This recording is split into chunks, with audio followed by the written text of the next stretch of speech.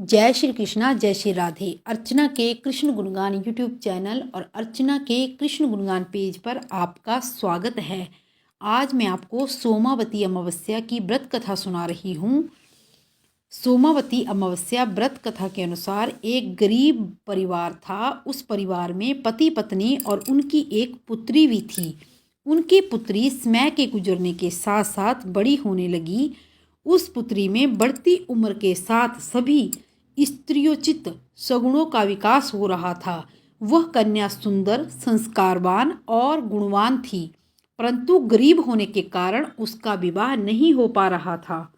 एक दिन उस ब्राह्मण के घर एक साधु महाराज पधारे। साधु उस कन्या के सेवा भाव से अत्यधिक प्रसन्न हुए और कन्या को लंबी आयु का आशीर्वाद देते हुए साधु ने कहा कि इस कन्या के हाथ में विवाह योग्य रेखा नहीं है। तब ब्राह्मण दंपत्ति ने साधु से इसका उपाय पूछा। कन्या ऐसा क्या करे कि उसके हाथ में विवाह योग बन जाए। साधु महाराज ने कुछ देर तक विचार करने के पश्चात अपनी अंतर्दृष्टि में ध्यान करके बताया कि कुछ दूरी पर एक गांव में सोना नाम की धोबिन महिला अपने बेटे और बहू के साथ रहती है, जो बहुत ही आचार विचार व संस्कार संपन्न तथा पतिपरायण है।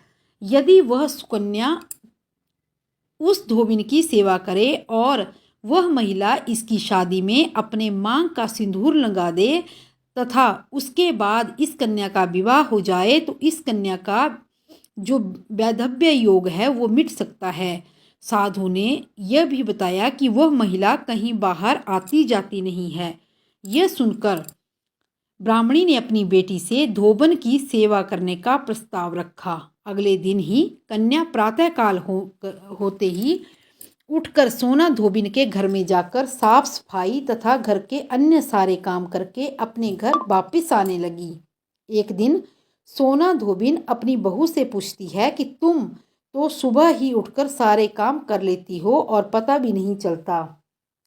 बहू ने कहा कि माँ जी, मैंने तो सोचा कि आप ही सुबह सारे काम खुद ही खत्म कर लेती हैं। मैं तो देर से उठती हूँ। यह सब जानकर सास बहू ने घर की निगरानी करने लगी कि कौन है जो सुबह ही घर का सारा काम करके चला जाता है। कई दिनों के बाद धोबी ने देखा कि एक कन्या मुंह ढके अंधेरे में घर आती है और घर का सारा काम करने के बाद वो चली जाती है।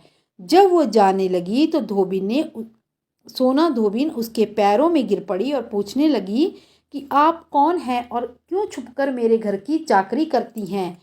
तब कन्या ने साधु द्वारा कही हुई सारी बात बताई। सोना धोबिन पतिपरायण थी, उसमें तेज था, वह तैयार हो गई।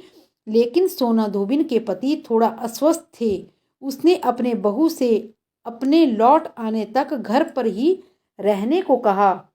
सोना धोबिन ने जैसे ही अपने मांग का सिंदूर उस कन्या की मांग में लगाया तो सोना धोबिन का पति मर गया।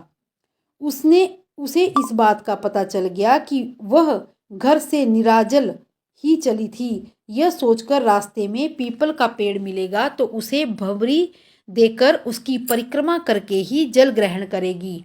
उस दिन सोमावती अमावस्या थी।